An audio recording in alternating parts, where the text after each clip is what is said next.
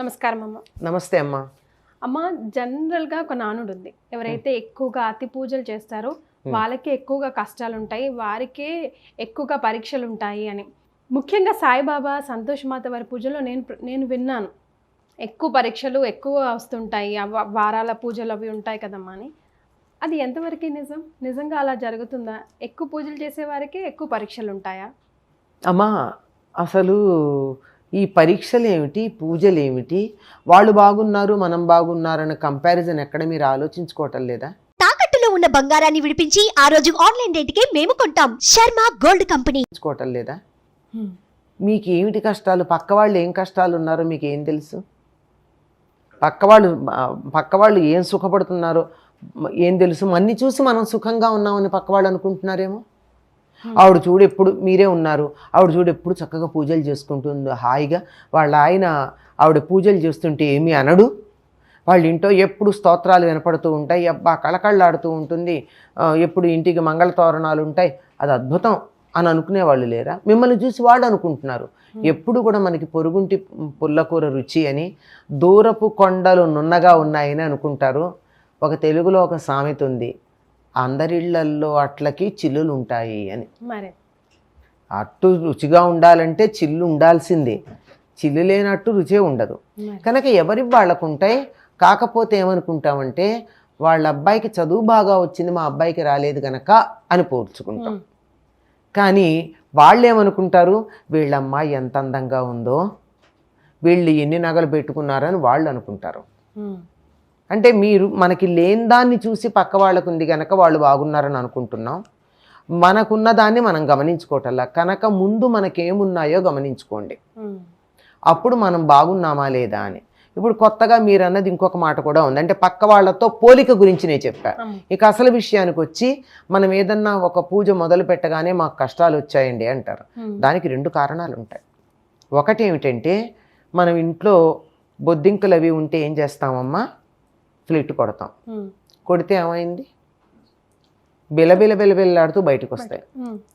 అంటే ఇన్నాళ్ళు లోపల ఎక్కడో ఉన్నవి ఫ్లిట్ కొట్టేటప్పుడు బయటకు వచ్చాయి. బయటకు వచ్చాయంటే అర్థం ఏంటి, ఇంకా రేపటి నుంచి ఉండవని అర్థం. మనం పూర్వజన్మ నుంచి బోలుడు తెచ్చుకున్నాం, మూటలు మూటలు మూటలు కట్టి తెచ్చుకున్నాం. మంచి తెచ్చుకున్నాం, చెడు తెచ్చుకున్నాం. మంచి తెచ్చుకున్నాం కనుక ఎంత మంచి రూపం వచ్చిందమ్మా, ఎంతమందికి ఇంత మంచి రూపం ఉంది, మనం ఎంత అదృష్టవంతులం. ఎంతోమందికి కళ్ళు లేవు, కాళ్ళు లేవు, సరైనటువంటి అవయవం, కొంతమందికి బుద్ధే లేదు, ఇలా ఎన్నో లేని వాళ్ళు ఉన్నారు కదా. మనకన్నీ ఉన్నాయి అంటే మనం కొంత పుణ్యం చేసుకునే వచ్చాం కదా, ఆ పుణ్యఫలంగా మంచి శరీరాన్ని పొందాం కదా, మంచి 3 పూట్ల 4 వేళ్ళు నోట్లోకి ఎడుతున్నాయి కదా వెతుక్కోకుండాను. నేను చదువుకుంటాను యుద్ధం చేయకుండా తల్లిదండ్రులు చదివించారు కదా, నేను అందమైన బట్టలు కట్టుకుంటున్నాను కదా. ఇవన్నీ నేను పూర్వం చేసుకున్నటువంటి పుణ్యాలను అనుభవిస్తున్నాను. ఇప్పుడు పాపాలు అనుభవించడానికి చిన్న చిన్న కష్టాలు ఏవో వస్తాయి. ఇప్పుడు తొందరగా మనం పూజ చేయడం మనం పూజ చేయడం మొదలు పెట్టంగానే మన పాపాలు తొందరగా క్లీన్ చేసేయాలనుకున్నారు మన ఇష్టదైవం. అనుకోవడం వల్ల ఏం జరిగాయి, ఆ లోపల ఉన్నటువంటి బొద్దింకలు, చీమలు, మిడతలు, చిమెట్లన్నీ బయటకు వచ్చాయి. వాటన్నిటిని చూసేసుకుంటే అమ్మయ్యా, నా పూర్వ జన్మల కర్మల చెడు కర్మలు ఏవైతే ఉన్నాయో అవన్నీ పోతున్నాయి అని మనం అనుకోవచ్చు. కనుక it is a cleaning process, cleansing అంటారు. అందువల్ల వస్తాయి. నేను ఎంత ఇదో తెలుసా, అమ్మవారి దయ నాకు ఎంత ఉందో తెలుసా, ఇన్ని కష్టాలు వచ్చినా నేను హాయిగా చెక్కు చెదరకుండా ఉన్నా. ఇంకోళ్ళు అయితే ఈ పాటికి ఏమైపోతారు అంటే, నాకు ఈ కష్టాలు భరించగలిగినటువంటి శక్తి వచ్చింది అంటే నేను పూజ చేయబట్టే వచ్చింది. మనకి పూజ చేసినా, దేవుడు అనుగ్రహం ఉన్నా కష్టాలు అనుభవించే శక్తిని ఇస్తారు తప్ప కష్టాలు రాకుండా చేయరు. వాళ్ళకి ఏం పనమ్మా కష్టాలు రాకుండా చేయడానికి? మనమేమో పూర్వజన్మలోనూ ఈ జన్మలోనూ ఇన్ని చెడ్డ పనులు చేశామా, కష్టం రావద్దా? నిన్న వద్దంటుంటే విపరీతంగా తిన్నామా, 4 మామిడి పళ్ళు తిన్నామా, ఊరికే దొరికాయి కదా అని. ఇవాళ కడుపులో మంట రావద్దు అంటే, ఆవేదన రావద్దంటే ఎలా మానుతుంది? కాకపోతే అమ్మవారి దయ ఉంటే ఓ జెలుసు టాబ్లెట్ దొరుకుతుంది, మంట తగ్గుతుంది. అంతేగాని మంట రావడం మానదు. కనుక ఇవి మనకి వచ్చే కష్టాలు తట్టుకునేటటువంటి శక్తినిచ్చి ఆ తర్వాత ఆ పూర్వజన్మ కర్మాలన్నింటినీ అనుభవించేటట్టు చేయడం జరుగుతుంది. ఇది ఒకటి.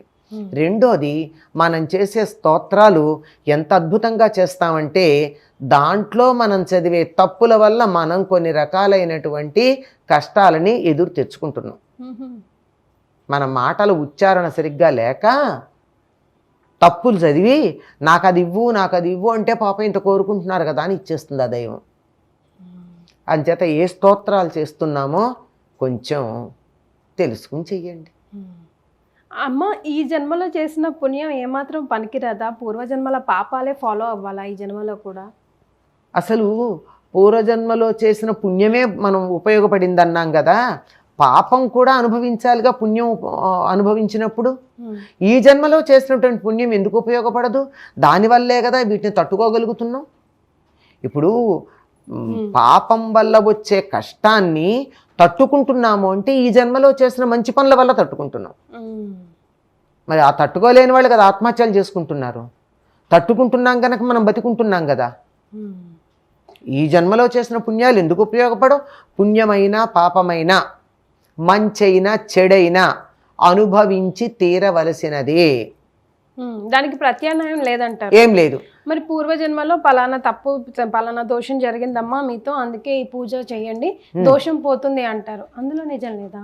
దోషం పోదు, ఆ దోషాన్ని తట్టుకునే శక్తి వస్తుంది. మళ్ళీ చెప్పాగా, తట్టుకునే శక్తి లేకపోతే కౌన్సిలింగ్ సెంటర్లో పెడతారు, లేదా ఆత్మహత్యలు చేసుకుంటారు, లేదా ఎదుటి వాళ్ళ పీక నొక్కుతారు. ఇది ధైర్యం ఉందంటే తట్టుకుంటాం. ఈ సమస్యల్ని తట్టుకునేటటువంటి శక్తిని మనకి ప్రసాదిస్తోంది. మనం చేసే పుణ్యాలు కానీ, మనం చేసే పూజలు కానీ ఇవన్నీ కూడా ధైర్యాన్ని ఇస్తున్నాయి. ఆ ధైర్యం లేక అన్ని అష్టలక్ష్ముల్లో ధైర్యలక్ష్మి పోతే ఉండలేమని చెప్తారు. ఎన్ని పోయినా తిరిగి సంపాదించుకుంటాం, ధైర్యం పోతే ఏది సంపాదించాం. ఈ ధైర్యం ఒకటి ఉంటే మిగిలిన సంపాదిస్తాం. కనుక దీన్ని ఇస్తుంది. వెన్ను దన్నుగా నిలబడి నీ యుద్ధం నువ్వు చెయ్యి, వెనకాల నేనున్నాను. కృష్ణుడు యుద్ధం చేయలా, అర్జునుడు చేస్తుంటే వెనకాల ఉన్నాడు. అఫ్కోర్స్ ముందనుకోండి, ఫిజికల్గా ముందున్నాడు, నిజానికి అతడికి వెనకాల ఉన్నాడు. అర్జునుడు యుద్ధం చేస్తే కృష్ణుడు ధైర్యంగా అతడికి తోడున్నట్టు దైవ బలం మనకి తోడు ఉంటుంది. మనమే యుద్ధం చెయ్యాలి. మందు మనం వేసుకుంటేనే రోగం తగ్గుతుంది, ఇంకోళ్ళు వేసుకుంటే తగ్గదు. సూపర్ అమ్మా, చాలా చక్కగా వివరించారు. ధన్యవాదాలు. నమస్తే అమ్మా.